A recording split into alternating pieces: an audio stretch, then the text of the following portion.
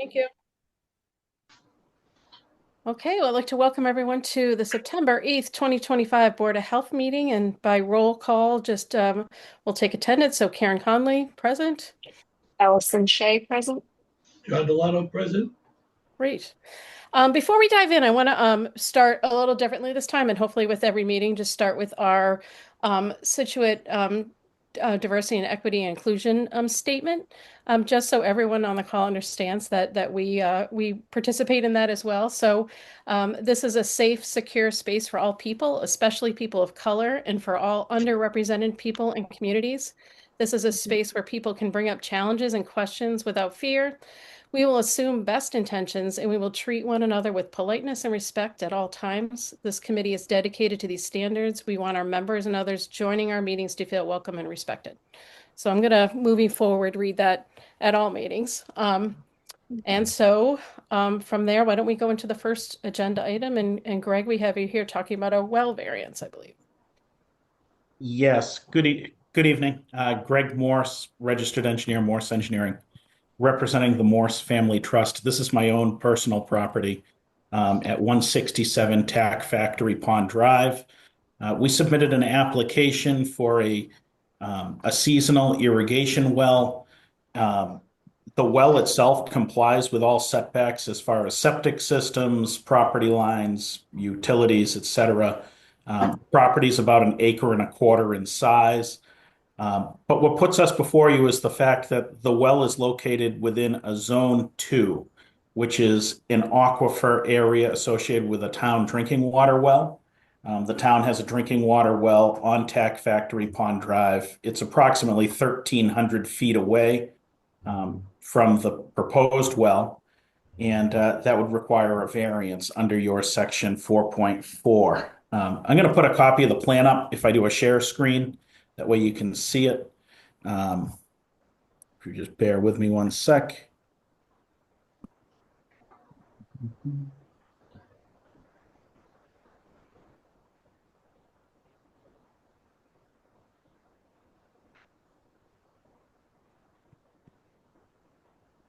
Okay.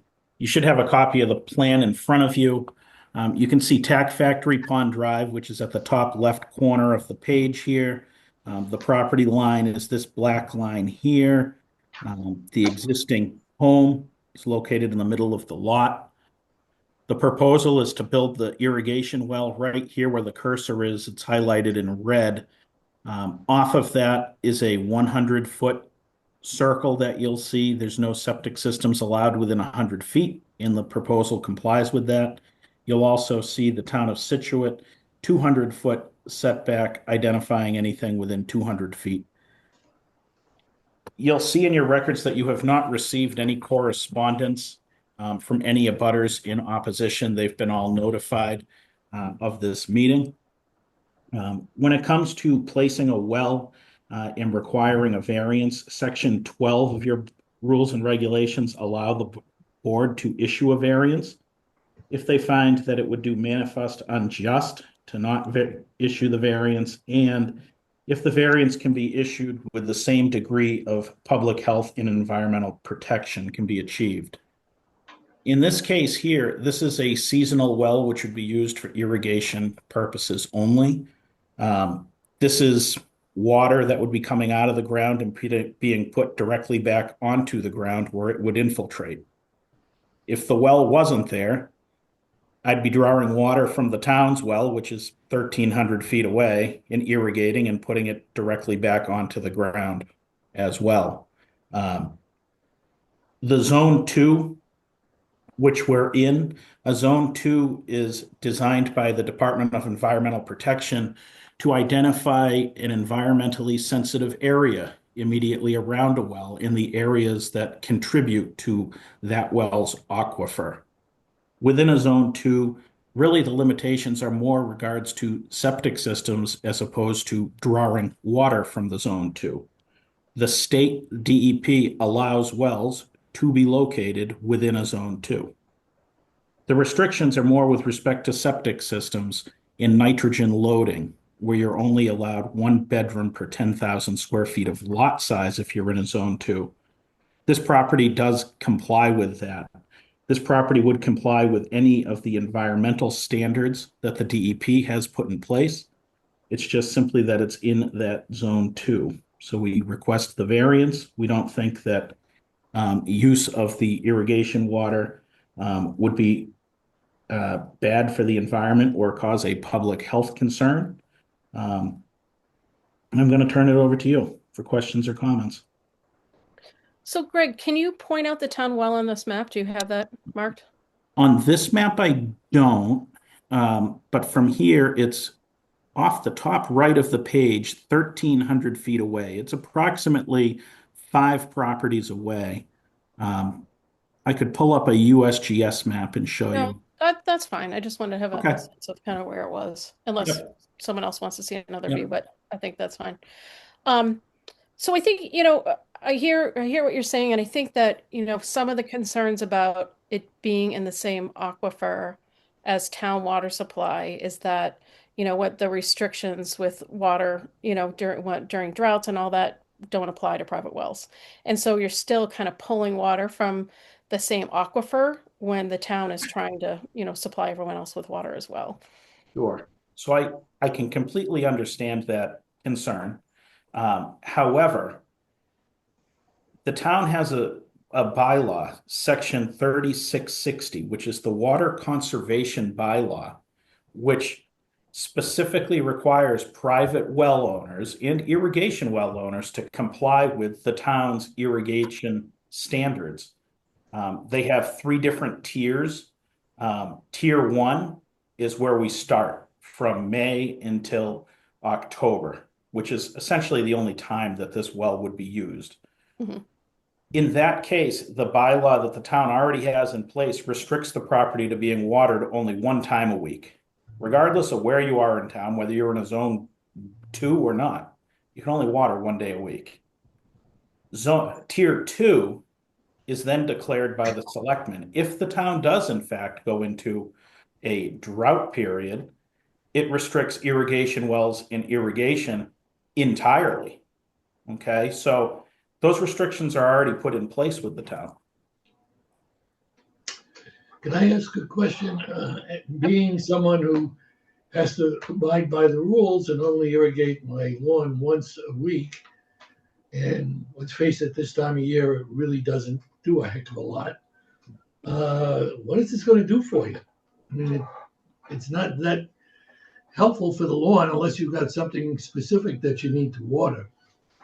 It allows you to water, the lawn at a reduced rate so that you're not paying the full drinking water rate for the lawn.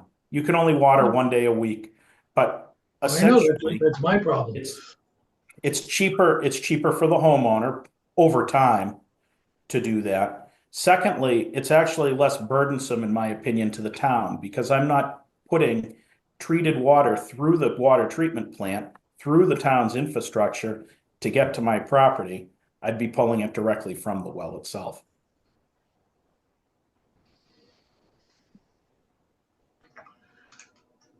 I'm not objecting to it. It just seems like a lot for very little gain on your part. It's I wasn't aware that over at this I location. wasn't aware I'm paying a different rate on my water when I use it for my 1 day a week irrigation. I don't think that really happens because it's coming from the town water. But you're saying in your case you'd get a separate rate? I wouldn't get a rate at all because it's my own water coming off Okay, my own okay, I well. get it. I get it. So my water bill wouldn't be what it is. Okay. How big an area actually are you irrigating? About 30,000 square feet. So 3/4 of an acre. That's a lot. Any other questions, John? No, no. Okay.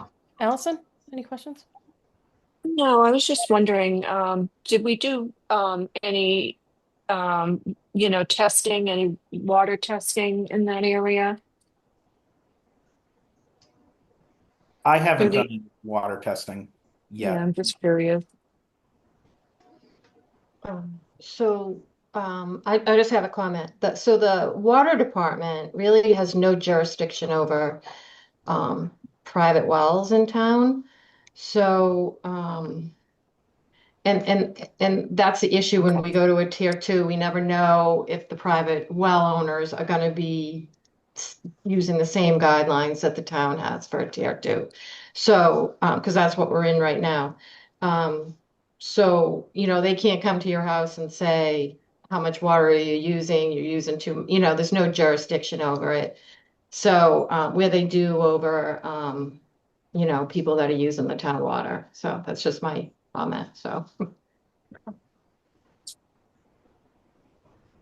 The DPW and selectmen do have jurisdiction over the water conservation bylaw, though.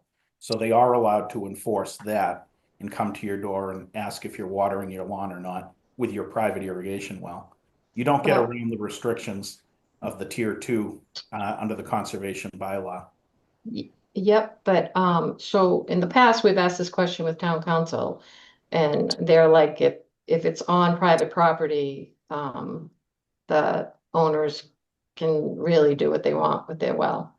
So I don't know. It's just I know that they don't go there with private wells because of that, because it's on private property.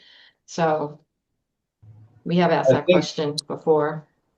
I think when we do issue the private wells, we always tell them, please respect the town's Mhm. advisories We with do. trout, things like that. That's something that we always do We say. always ask them to use the same, but Yeah.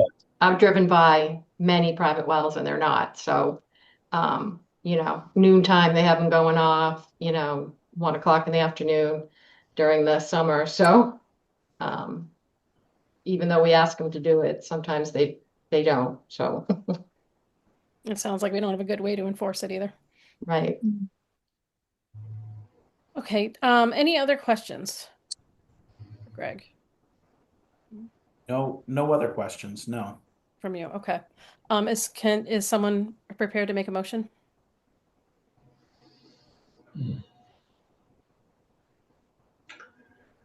I'm a little skeptical. The Joan was kind enough to share with me some recommendations that had been shared or prepared, I guess, for the board. I'd be glad to address those in a written response and continue this to a future date if we need some more time to think about things and review some of the numbers associated with it as well. If the board would consider that, I'd rather work with you and try to come to a solution on it than be faced with a hard decision either way. So. I'd be in favor of that. I agree to that. All right, Sounds so if good. someone will make a formal motion, can someone read the motion? I make a motion that we put this request on hold for further information. I second that. Okay, and John, how do you vote? I vote yes. Allison? I vote yes. I'll vote yes as well. Thank you very much for considering the application, and I'll be in touch. Thank you. And Okay, Greg, Yeah. I'll make sure that all three board members will be here, Okay, so we don't have a Right. half, just, sure. Yeah. yeah. Great. Appreciate it. Thank All you. right. Thanks, Thank you, Greg. Greg. Bye. Thank you, Greg. Thank you. Okay. On to old business. We have no old business. All right, no new business either. On new business, I would like us to maybe try to come up with a date, and we can probably do it with email, that we're all going to be here so that we can put on the survey, the results that you guys have all seen from the grant that we did. That way we can at least have a chance to all discuss it. And so that would be the new business, and I'll coordinate with everyone on a date and make sure that it gets on the agenda. Okay, that sounds good. All right, how about the director's report? For the director's report, we have 17 plans under review right now, 6 awaiting engineering revisions, 3 awaiting Concom comments. We have 9 as-built in the queue, and we have 17 in failure right now. It is the peak season for West Nile and Triple E. They're not spraying anymore. They only do it under certain conditions at this point in the season. They still are trapping and monitoring. Currently, to date in the state, we've tested 8,001 samples. Out of those 8,001 samples, 376 have been positive for West Nile, 21 have been positive for Triple E. On human surveillance, we've had 121 individuals tested. We've had 4 cases of West Nile virus, and we have not had any Triple E. We got a report that we had West Nile a few weeks ago, and they told us to raise our alert level to moderate. And Joan and I were talking like, we start the season on moderate. We're always at risk, we think here. So we're always on the lookout for that. You know, it's when you're out at dusk and dawn, long sleeves, long pants, mosquito repellent. Make sure you, with all the rain that we just had, make sure you go out, check your yard. Anything that can hold water can breed mosquitoes.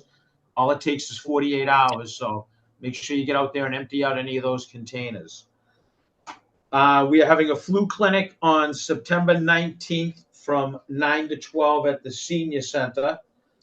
We have some appointments left. I know that Joan already added more appointments on to that. Yeah, and can I just say, Drew, Teresa just got back to me. We're gonna have another one on a Saturday at the senior center on the 25th. We don't have the hours yet, but there will be another one. Okay, good. And then we have Fall for Scituate coming October 5th, 12 to 4, that we're getting ready to license the vendors down there. And we are also having the Dana-Farber mammography van on September 18th. And that phone number is 617-632-1974. I do have one other story that I just want to tell you really quickly. Teresa Tufts, who was our longtime admin, retired. Her last day was Thursday afternoon. Very emotional. I tear up because Teresa did so good. So Joan was off on Thursday and Friday this week. So I was here alone on Friday. They never like that. They get a little sketchy. It's true. So the day went fine until about 11:25 when we got a call from Gaffney Funeral Home. They needed to release a burial permit. I've never done a burial permit in my life. 20 years in Quincy, 6, 8, 7 here. Never had to do it. It has to be discharged today, they're telling me. I'm panicking. I can't call Joan. She's out on her boat. I call Teresa. Oh, no, I was on my boat. Teresa answers the phone. She can tell me from the ID, what do you need, Drew? That's exactly how she answered it. I told her, she said, I'll be down in 5 minutes. Oh, Awesome. That's So nice. Teresa came down. Out of retirement. She got here at about 11:30. Her and I walked out the door together at 12:30. Problem solved. We got it done. We worked with Paul over at the clerk's office, who stayed a little late too. The people that work for Scituate are just fantastic. yeah. We're gonna Agreed. miss it. Nice job. True. Yeah. So that's the report. May I Well, move that we accept the minutes from the last 2 meetings? Yes, we're on to that. We can be on to, like, are we done with the director's report? We're done. Okay, we are. Okay, so we do have, John, to your point, 2 sets of minutes to review. The first is from Monday, June 9th.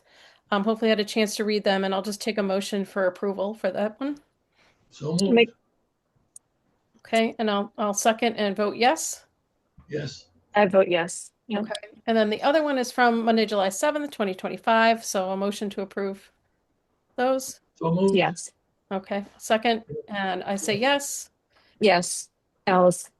Okay, and John, Yes. yes for the second set. Okay, great. So we have those approved. Do we have invoices, Drew? Yes, we have two invoices. We have one for $280 for a perk witness, and we have another one for $280 for a perk witness. Okay, can I make a So if I motion? could get permission to sign those. Make a motion to approve? All right, I'll second and say yes. John, how do you vote? Yes. And Allison? Yes. Okay. I would like to add one more thing, and I forgot because I got thinking about Teresa. Last week, Joan and I did 4 interviews for Teresa's job. All 4 candidates were very good. We did pick one. We put an offer out today. We believe the individual is going to take it and be starting in 2 weeks. I don't want to say the name until it is official, but Yep.